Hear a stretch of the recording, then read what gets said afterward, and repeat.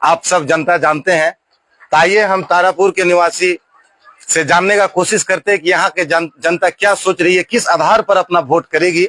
क्योंकि हम चाहते हैं कि 4 चीज पर जनता वोट करे: सड़क, शिक्षा, स्कूल, सदर अस्पताल और बिजली।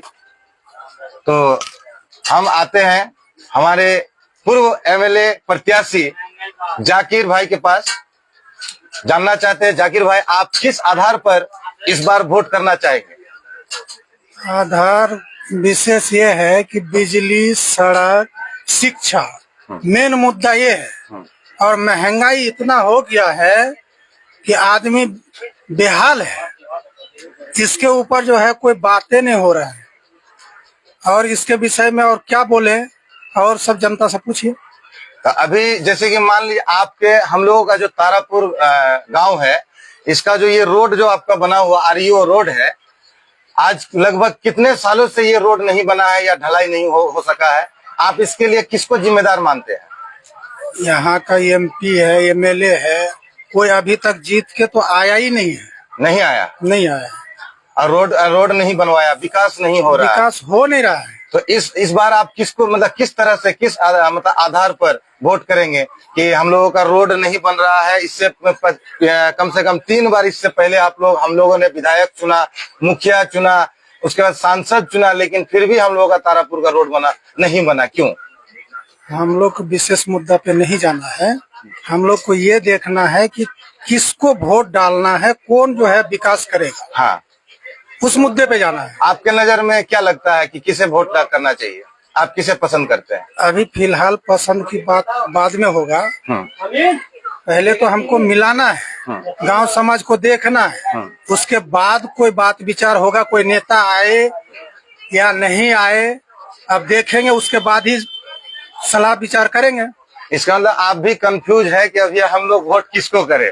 ठीक है, जानना चाहते हैं। आइए हमारे गांव के सबसे होनहार व्यक्ति से बात करते हैं, जो लगभग हर चीज में आगे रहे हैं हम लोगों के गांव के समाज को आगे बढ़ाने के लिए। हम जानना चाहते हैं आपका नाम क्या हुआ? मोतीउर रहमान। मोतीउर रहमान जी, आप बताएंगे कि हमारे वार्ड दक्षिणी लालगंज पंचायत के छोटा सा गांव है ये तारापुर, और यहाँ हम लोग छोटा सा गांव, जैसे कहा जाता है छोटा परिवार सुखी परिवार, तो हम लोगों का छोटा सा गांव है, बहुत ही सुखी है। हम लोग सब एक साथ बहुत अच्छे से रह रहे हैं। तो इस बार 2025 का जो चुनाव होने जा रहा विधानसभा का, किस आधार पर अपना वोट रखना चाहेंगे, कीमती वोट देना चाहेंगे? पहले देखते हैं के आता है यहाँ वोट मांगने के लिए। जी, वोट मांगने के लिए तो आदमी चाहिए ना, के आता है, के पहुँचता है, पहले उसी को देखा जाएगा। नहीं तो अभी सोशल मीडिया का जमाना है। पुराने जमाने में जिस तरह से चुनाव का प्रचार होता था, नेता लोग घर घर आकर सब दरवाजे पर हाथ जोड़कर वोट मांगते थे। लेकिन अभी क्या है कि सोशल मीडिया के माध्यम से प्रचार करते हैं। वो तो आपको हो सकता है कि गांव में आए, 5 मिनट समय दे और उसके बाद हाथ जोड़ के निकल जाए। फिर भी तो उसको आना पड़ेगा ना, 5 मिनट या आए, 10 मिनट के लिए आए, तो गांव का विकास तो देखेगा क्या क्या किए हैं। बिल्कुल। तो जैसे कि हम जानना चाहते हैं कि आपके गांव में बिजली का क्या समस्या है आप लोगों का? बिजली का समस्या तो अभी तो ठीक है, अभी चल रहा है, क्योंकि अभी चुनाव का टाइम है। चुनाव का टाइम अभी ठीक है, अभी ठीक है। लेकिन इससे पहले क्या होता था? पहले गर्मी पड़े तो फिर बिजली कटना चालू हो जाएगा। गर्मी जहाँ आया तो बिजली चालू खत्म, 24 घंटा में 4 घंटा। ऐसा क्यों होता है, आप लोगों को मालूम है? अब क्यों होता है तो विभाग वाला जाने क्या कर रहा है वो लोग अपना। क्या होता है ना कि हम लोगों के यहाँ पे जो बिजली का जो मेगावाट, हमारे प्राणपुर प्रखंड में 28,000 से भी प्लस ज्यादा कंज्यूमर है।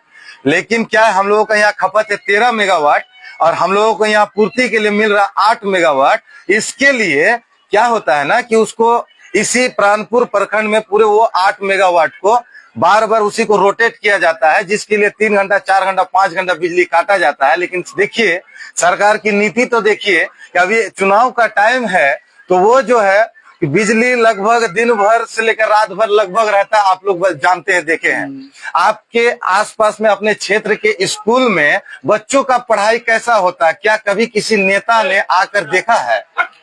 कभी नहीं आया, कोई नेता नहीं आया। तो आप बताइए कि हम जिस आदमी को नेता चुनेंगे और वो आदमी जो नेता चुन के हम लोग जिसको विधानसभा में भेजने का काम करेंगे, वो आज तक हमारे 4 चीज जो जनता के लिए 4 चीज मूल्य है, वो है सड़क, बिजली, शिक्षा और स्वास्थ्य। ये 4 चीज जनता को सरकार से चाहिए, इससे ज्यादा कुछ और नहीं चाहिए। लेकिन ये 4 चीज नहीं दे पाते हैं, तो ये इस बात का बड़ा दुख के साथ कहना पड़ रहा है कि हम लोग जब नेता चुनते हैं तो ये सारी चीजों पे ध्यान देना भूल जाते हैं।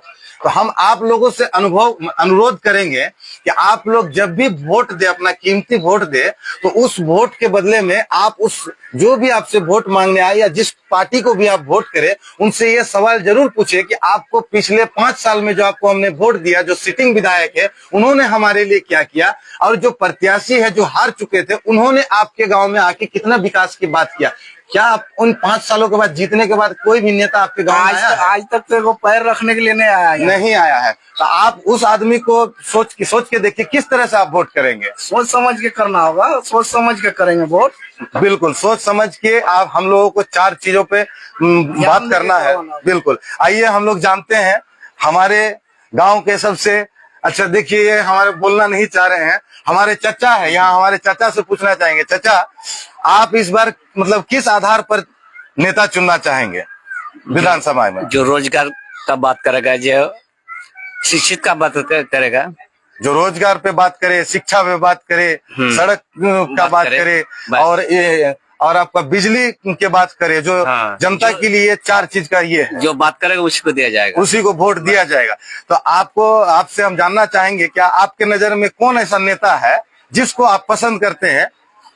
अभी तक तो आया नहीं है, जो आप बात करेगा उसको दिया जाएगा। अभी तक हमारे गांव में दक्षिणी लालगंज पंचायत के वार्ड नंबर 3 में किसी भी नेता ने, किसी भी विधायक ने पैर नहीं रखा है, अपना नामांकन कराने के बाद भी और नामांकन कराने से पहले भी अभी तक नहीं आया।